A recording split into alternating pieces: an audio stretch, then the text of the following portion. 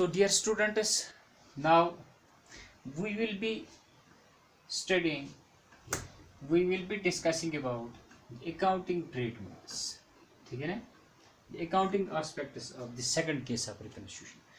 जो second case of reconstitution है, dear students, we will be now discussing the accounting aspects of second case of reconstitution. ठीक है ना, some accounting जो aspects है, accounting treatments है, accounting adjustments है, ठीक है ना. You know that in first case of reconstitution, that is reconstitution through change in profit sharing ratio. मैंने आपको उस वक्त कहा था कि in every case of reconstitution the same procedure follows. ठीक है ना, सेम प्रोसीजर फॉलोज के वक्त मैंने आपको कहा था सबसे पहले हमें ये देखना है ड्यू टू दिस रिकन्स्टिट्यूशन. सबसे पहला इफेक्ट जो होता है, सबसे पहले हमें ये देखना होता है किस पार्टनर ने गेन किया ड्यू टू दिस रिकन्स्टिट्यूशन, किस किस पार्टनर ने सेक्रीफाइस किया due to this reconstitution. The first thing before us is the first problem beforehand, ठीक है ना, in every case of reconstitution is that we have to see which partner has lost sacrificed and which partner has gain. And the second thing, ठीक है ना, ये थी पहली चीज. दूसरी चीज जो होती है in the second thing, the second problem in every case of reconstitution is that जब हम देखते हैं कि किस पार्टनर ने सेक्रीफाइस किया, किस पार्टनर ने गेन किया, फिर हम जो पार्टनरशिप में एक बेसिक रूल है वो फॉलो करते हैं, that is gaining partner should always compensate sacrificing partner through payment of goodwill. ठीक है ना.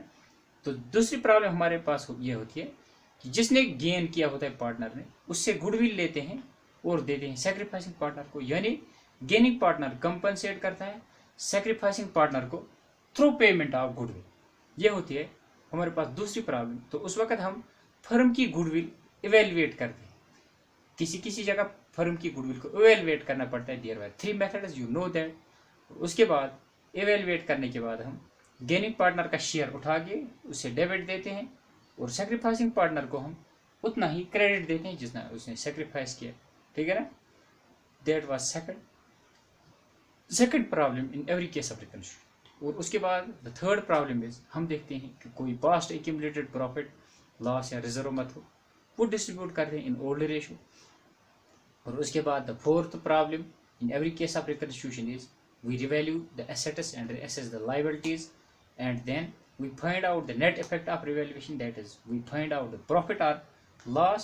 Either there is profit or there is loss. अगर रिवैल्यूएशन पर प्रॉफिट था या लॉस था तो वो हम ओल्ड रेशियो में डिस्ट्रीब्यूट कर दें. तो मैंने आपको कहा था in every case of reconstitution the same procedure follows. So in this case of in second case of reconstitution also we will find firstly this gaining and sacrificing ratios. ठीक है ना. अब हम इसमें जिस तरह हमने फर्स्ट केस में गेनिंग और सैक्रिफाइसिंग रेशियोज देखे और न्यू रेशियो देखा, इसी तरह हम admission of a partner second case of reconstitution में भी गेनिंग सैक्रिफाइसिंग रेशियो और न्यू रेशियो देखने की कोशिश करेंगे सबसे पहले. ठीक है ना. तो एडमिशन ऑफ ए पार्टनर में जो सेकंड केस ऑफ रिकन्स्टिट्यूशन है, इसमें हम सबसे पहले क्या करते हैं, इन दिस केस ऑफ रिकन्स्टिट्यूशन सबसे पहले हम देखते हैं न्यू रेशियो. ठीक है ना. New ratio calculate. सबसे पहली प्रॉब्लम जो है वो है calculation of new ratio, that is calculation of new ratio. The first problem is calculation of new ratio. ठीक है ना. जिस वक्त ये 3 पार्टनर्स होते हैं, there are 3 partners X Y and Z, और there are 2 partners X and Y. For example there are 2 partners X and Y. अब जिस वक्त ये तीसरे पार्टनर को एडमिट करेंगे तो उसको एडमिट करने से पहले, उसको एडमिशन देने से पहले या उसको एडमिशन देने के वक्त उसको ये किसी कंडीशन पर ये एडमिशन देते हैं, तो वो कंडीशन होती है प्रॉफिट की कंडीशन. मैंने आपको कहा partnership is a relation. You know that partnership is a relation between person. जब हम पार्टनरशिप की डेफिनेशन पर जाएंगे तो वहां हम देखते हैं partnership is a relation between person and that relationship is of profit relation. ये कौन सी relation है?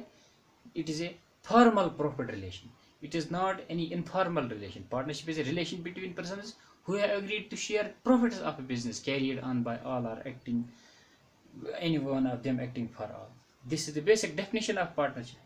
तो अब ये रिलेशन कौन सी होती है पार्टनर्स के दरमियान? प्रॉफिट की रिलेशन. जिस वक्त फॉर एग्जाम्पल जड एडमिट होगा फर्म में, तो वो किस बेस पर होगा? प्रॉफिट की बेस में. जड को कहेंगे आपको प्रॉफिट देंगे इतना, 1/5 शेयर, 1/4, 2:1 एक्स और वाई से आप लोगे, या एक्स और वाई आपसे आपके लिए सरेंडर करेंगे इतना और इतना. तो जिस वक्त ये एडमिशन पार्टनर का होता है, तो उस वक्त ये किस कंडीशन पर एडमिट होता है? सबसे पहले प्रॉफिट कंडीशन पर. तो जिस वक्त एडमिट होगा उस वक्त कुछ ना कुछ कंडीशन दी गई होगी, इसको कितना प्रॉफिट मिलता है, इसको प्रॉफिट में से कितना शेयर मिलता है, ठीक है ना. तो वो शेयर मद्देनजर रखकर, उस शेयर को हम सामने रखकर, मद्देनजर रखकर, हम सबसे पहले एडमिशन ऑफ ए पार्टनर के वक्त सबसे पहले न्यू रेशियो निकालते हैं. क्या निकालते हैं? New ratio. और with the help of this new ratio we can find easily the sacrificing ratio. ठीक है ना. अब एक और बात याद रखिए, that is in case of admission of a partner we calculate only sacrificing ratio, because अब जो ये नया पार्टनर पार्टनरशिप फर्म में एडमिशन जिसका हो गया, इसमें इस केस ऑफ रिकंस्टिट्यूशन में एडमिशन ऑफ ए पार्टनर में सिर्फ जो नया पार्टनर होता है वही गेन करता है. ये उमूमन हमेशा गेन करता है क्योंकि ये नया आया, उसको मिला प्रॉफिट. और जो एग्जिस्टिंग पार्टनर्स हैं वो सभी एग्जिस्टिंग पार्टनर्स या उनमें से कुछ पार्टनर्स सेक्रीफाइस करते हैं, ये गेन नहीं करते. तो हम ये कह सकते हैं in case of admission of a partner we calculate only sacrificing ratio, because gaining ratio जो होता है वो नए पार्टनर का होता है, गेन नया पार्टनर करता है. जिस वक्त तो पार्टनरशिप में आता है उसको हम कहते हैं आपको हम इतना प्रॉफिट शेयरिंग देंगे. तो जो एक न्यू पार्टनर पार्टनरशिप फर्म में एडमिट होता है, जो उसको प्रॉफिट का शेयर मिलता है, वो शेयर कौन सेक्रीफाइस करता है? वो शेयर existing partners sacrifice कर दें. That means in case of admission of a partner we calculate sacrificing ratio only. ठीक है ना. गेनिंग रेशियो जो है वो कैलकुलेट करने की जरूरत नहीं है फिलहाल, बिकॉज गेन करता है जो न्यू पार्टनर है वही गेन करता है, और सेक्रीफाइस करते हैं जो एग्जिस्टिंग पार्टनर्स जो इस न्यू पार्टनर को एडमिट करते हैं. So we can say that in case of admission of a partner firstly we calculate new ratio, we calculate new ratio. अब जो ये न्यू रेशियो हम कैलकुलेट कर रहे हैं, इस न्यू रेशियो को कैलकुलेट करने के लिए हमारे पास 4 केसेस हैं, 4 cases. We have 4 cases to calculate new ratio. We have 4 cases. Case A we have to calculate new ratio. ये याद रखने के लिए, बिकॉज ठीक है ना, we have 4 cases in order to calculate new ratio. We have 4 cases with us. We have 4 types of problems with us. In case of admission of a partner, we have 4 types of problems with us. अब हम आगे discussion में आप ये देखोगे, इंशाल्लाह समझोगे कि टाइप्स ऑफ प्रॉब्लम्स ये 4 केसेस हैं क्या. सबसे पहला केस ए. सबसे पहले हम उठाएंगे केस ए. वो ये है, the first case A is when the new partner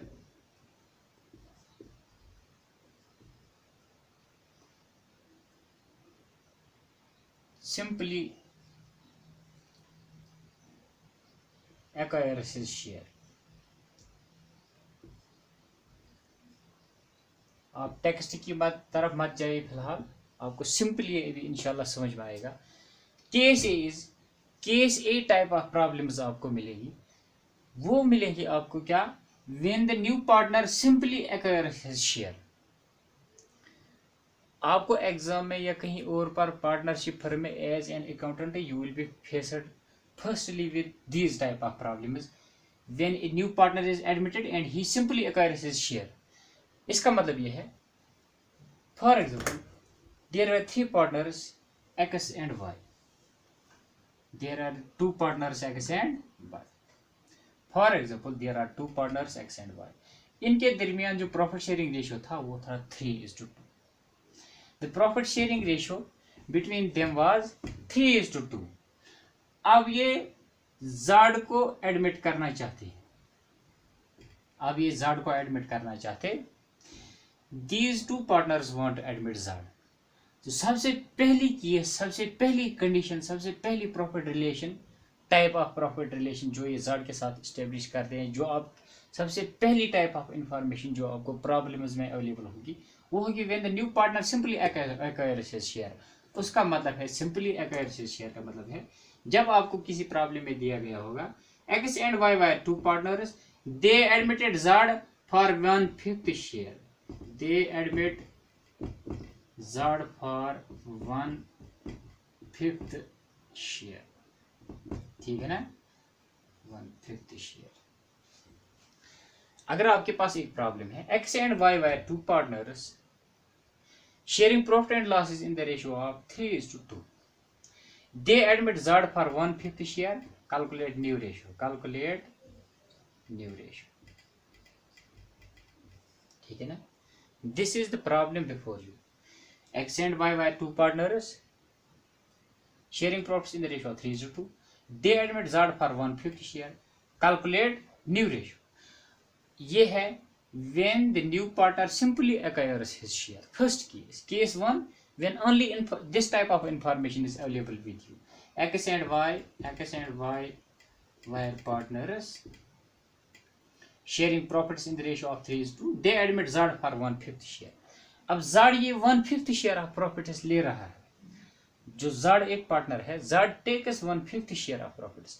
अब ये पता नहीं है X से कितना ले रहा है, Y से कितना ले रहा है। They both admitted ZAD. X and Y both admitted ZAD for 1/5 share of profit of future profits. अब ये 1/5 share of future profits ले रहा है, ये नहीं पता है आपको कि ये X से कितना ले रहा है, Y से कितना ले रहा है।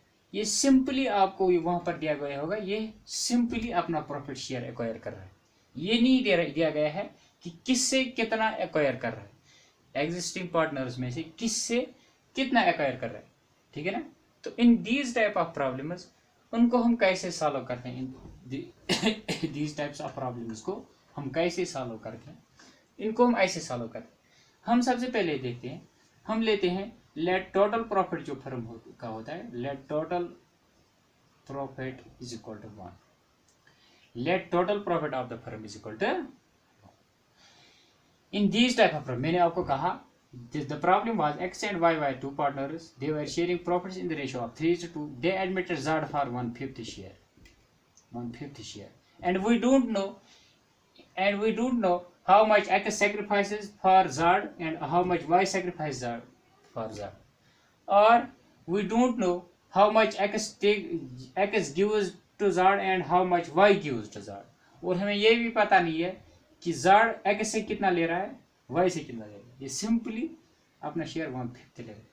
तो in these type of problems हम total profit of the firm सबसे पहले लेते हैं।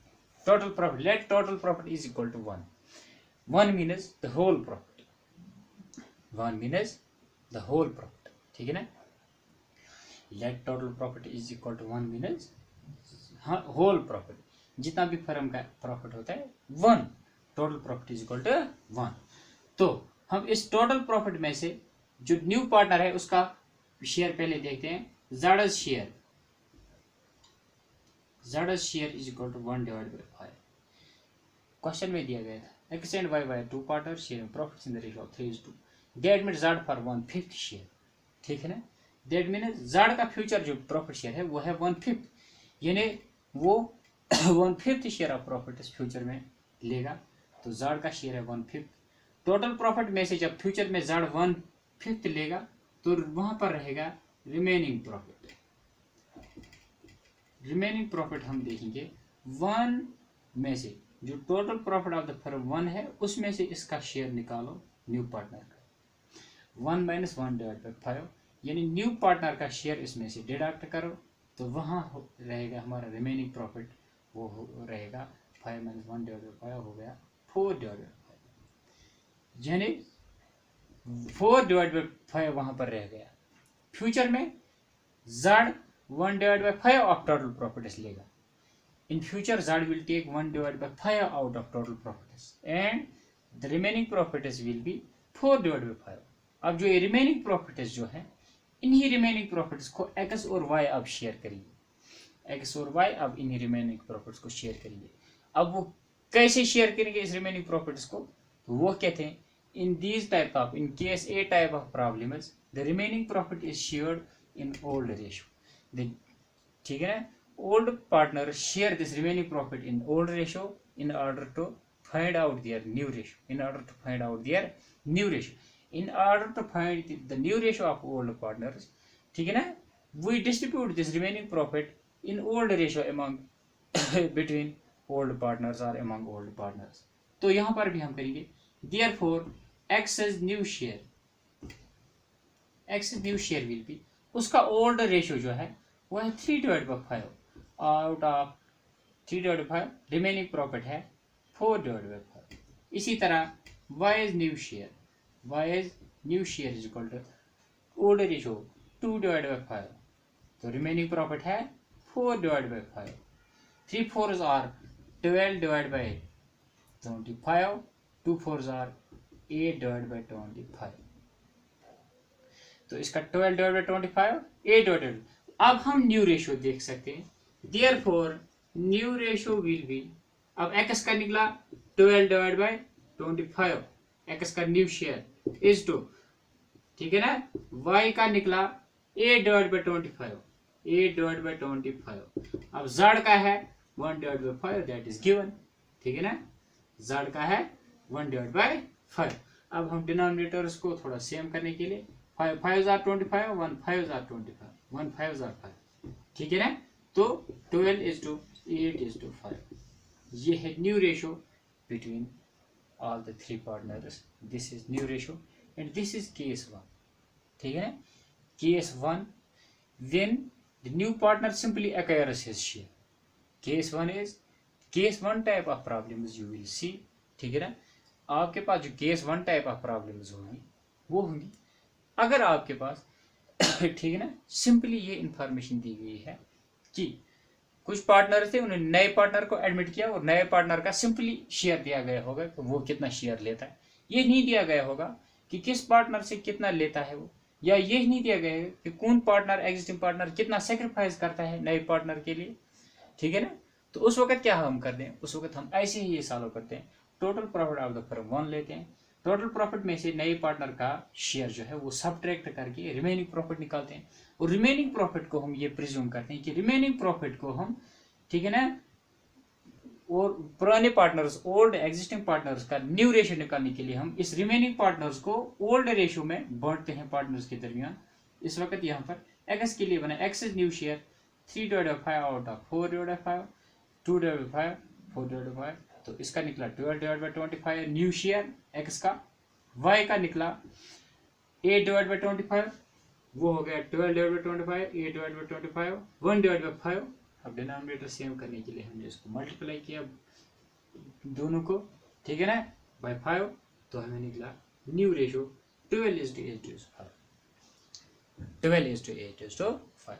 अब इन case 1 type of problems, in these type of problems, अब अगर हमें मैंने आपको सबसे पहले ये कहा कि in case of admission of a partner we find out new and sacrificing ratio, gaining ratio निकालने की जरूरत। यहाँ पर गेन किसने किया, जड़ ने, ठीक है ना, जड़ न्यू पार्टनर आया, उसने गेन किया, इन बेचारों को जड़ को देना पड़ा, ठीक है ना, एडमिशन करने के वक्त उनको सेक्रीफाइस करना पड़ा जड़ की तरफ, जब ही उन्होंने सेक्रीफाइस किया तभी जड़ ने गेन किया।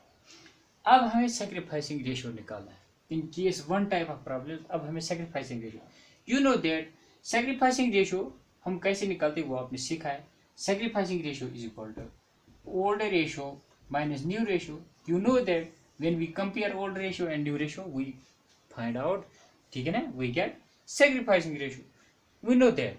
लेकिन ठीक है ना, यहाँ पर अब ये न्यू रेशियो है, अब सेक्रीफाइसिंग रेशियो एक्स और वाई के दरमियान निकलेगा, ठीक है ना, एक्स और वाई का न्यू रेशियो ओल्ड रेशियो के साथ या ओल्ड रेशियो न्यू रेशियो के साथ कंपेयर करो, वहां पर हमें सेक्रीफाइसिंग रेशियो मिलेगा। सिंपल, अब फॉर्मूला ही यूज करनी है सेक्रीफाइस, लेकिन बट एक शॉर्टकट, ठीक है ना, एक शॉर्टकट हम याद रखेंगे, तो उस शॉर्टकट की मदद से क्या होगा, जब एग्जाम में ऐसी प्रॉब्लम्स फेस करनी पड़ेगी तो उस वक्त शॉर्टकट काम आएगा, ये कि सेक्रीफाइसिंग रेशियो को कैलकुलेट नहीं करना पड़ेगा। तो वो ये शॉर्टकट है, the shortcut is In case one type of problems, in these type of problems, in those problems which are of this type, in case one type of problems where a partner simply acquires his share, or I can say, or we can say that in case one, in these type of problems, in case one type of problem, sacrificing ratio is always equal to old ratio. In case one type of problem is, तो हम यहाँ पर लिख सकते हैं in case one type of problem is, in case A type of problem is, sacrificing ratio is always equal to old ratio. तो यहाँ पर old ratio क्या था? These were two partners X and Y. The old ratio was 3:2. That we can say that. So we can say that in case one type of problem, sacrificing ratio is always equal to old ratio. We can say that sacrificing ratio here is equal to 3:2. We don't need to calculate sacrificing ratio by comparing old and new ratio or by applying this formula. We don't need to do long calculation, hectic calculation. ठीक है ना? हमें hectic calculations करने की जरूरत नहीं है. Shortcut याद रखो, अगर ऐसी प्रॉब्लम एग्जाम में है तो उस वक्त sacrificing ratio is always equal to old ratio. तो यहाँ पर हमने न्यू रेशियो भी निकाला, सैक्रिफाइसिंग रेशियो भी निकाला. This was the case one type of problems. Tomorrow we will be studying case other 3 cases. Goodbye, अल्लाह हाफिज.